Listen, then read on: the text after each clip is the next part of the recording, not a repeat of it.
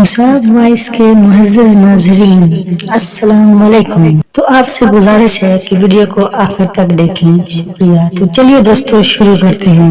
بسم اللہ الرحمن الرحیم۔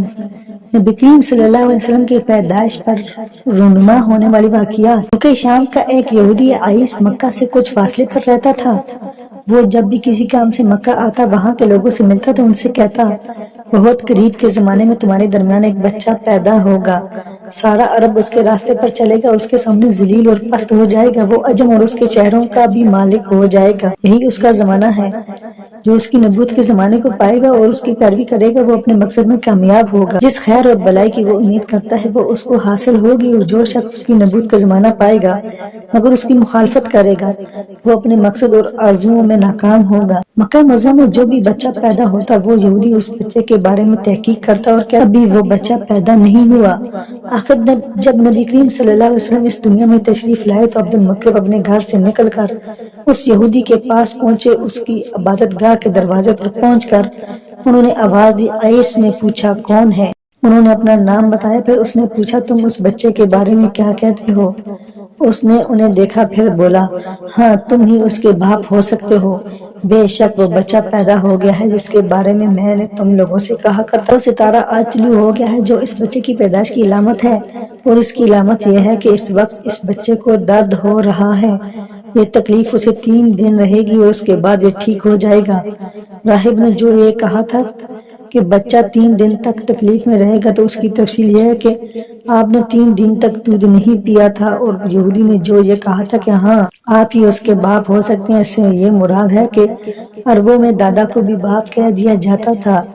اور نبی کریم صلی اللہ علیہ وسلم نے ایک بار خود فرمایا تھا میں عبد المطلب کا بیٹا ہوں۔ یہودی نے عبد المطلب سے یہ بھی کہا تھا اس بارے میں اپنی زبان بند رکھیں، یعنی کسی کو کچھ نہ بتائیں ورنہ لوگ اس بچے سے زبردست حسد کریں گے، اتنا حسد کریں گے آج تک کسی نے نہیں کیا، اور اس کی اس قدر سخت مخالفت ہوگی کہ دنیا میں کسی اور کی اتنی مخالفت نہیں ہوئی۔ پوتے کے متعلق یہ باتیں سن کر عبد المطلب نے حیض سے پوچھا اس بچے کی عمر کتنی ہوگی؟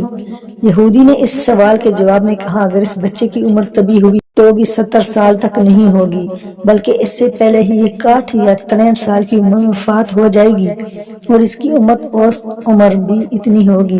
اس کی پیدائش کے وقت دنیا کے بت ٹوٹ کر گر جائیں گے۔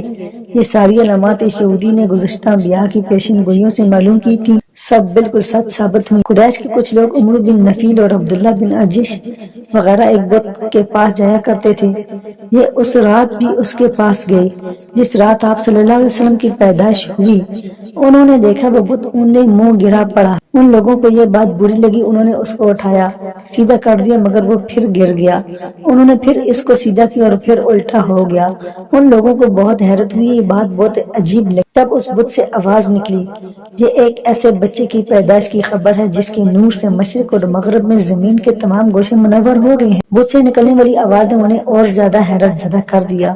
اس کے علاوہ ایک واقعہ یہ پیش آیا کہ ایران کے شہنشاہ کسریٰ نوشیروان کا محل ہلنے لگا اور اس میں شگاف پڑ گئے۔ نوشیروان کا یہ محل نہایت مضبوط تھا، بڑے بڑے پتھروں اور چونے سے تعمیر کیا گیا تھا۔ اس واقعے سے پوری سلطنت میں دہشت پھیل گئی، شگاف پڑنے سے خوفناک آواز بھی نکلی تھی، محل کے 14 کنکرے ٹوٹ کر نیچے آ گرے تھے۔ آپ کی پیدائش پر ایک واقعہ یہ پیش آیا کہ فارس کے تمام آتش کدوں کی وہ آگ بجھ گئی جس کی وہ لوگ پوجا کرتے تھے اور اس کو بجھنے نہیں دیتے تھے، لیکن اس رات میں ایک ہی وقت میں تمام کے تمام آتش کدوں کی آگ آنن فانن بجھ گئی۔ آگ کے پوجنے والوں میں رونا پیٹنا مچ گیا۔ کسریٰ کو یہ تمام اطلاعات ملی تو اس نے ایک کاہن کو بلایا، اس نے اپنے محل میں شگاف پڑنے اور آتش کدوں کی آگ بجھنے کے واقعات اسے سنا کر پوچھا آخر ایسا کیوں ہو رہا ہے؟ وہ کاہن خود تو جواب نہ دے سکا، تاہم اس نے کہا ان سوالات کے جوابات میرا ماموں دے سکے گا، اس کا نام سچے ہے۔ نوشیروان نے کہا ٹھیک ہے تم جا کر ان سوالات کے جوابات لاؤ۔ وہ گیا، ستی سے ملا، اسے یہ واقعات سنائے۔ اس نے سن کر کہا ایک عصا والے نبی ظاہر ہوں گے جو عرب اور شام پر چھا جائیں گے، اور جو کچھ ہونے والا ہے ہو کر رہے گا۔ اس نے یہ جواب کسریٰ کو بتایا۔ اس وقت تک کسریٰ نے دوسرے کاہنوں سے بھی معلومات حاصل کر لی تھی، چنانچہ یہ سن کر اس نے کہا تب پھر ابھی وقت آنے میں دیر ہے، یعنی ان کا غلبہ میرے بعد ہوگا۔ پیدائش کے 7ویں دن عبد المطلب نے آپ کا عقیقہ کیا اور نام محمد رکھا۔